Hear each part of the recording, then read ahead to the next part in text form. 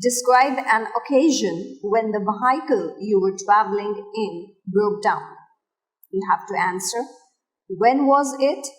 Where did it happen? Who was with you? I am very fond of traveling, and wherever I go, I prefer to take my car along.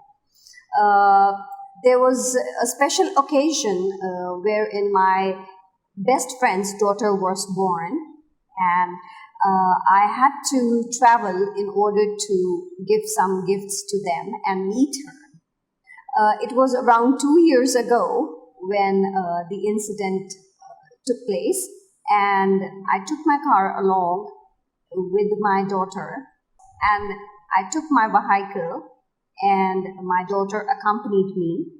We had similar matching dresses, and we were very excited to be on the journey because it was a special occasion which came after a long time. Now, while driving, I realized on the highway that something is not right with the car. It was almost 11 o'clock in the morning, and in India, since the summers are very harsh, uh, it was the month of July, and the sun was on the top of the head. So I realized that something is not functioning properly. And while driving, I realized that the left-hand side back tire of my car was jiggling a little bit. Now, I decided to slow down a little bit and drove at the speed of 60.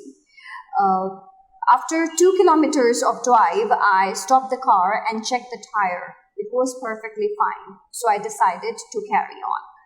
And after around 4 or 5 kilometers ahead, all of a sudden, a large blast sound came off, and I realized immediately what had happened. I was lucky enough that my car was not at a high speed because I listened to my gut feeling, and I was driving at 50 or 60 only at that particular moment. And I was able to apply the brakes on time and stop the car.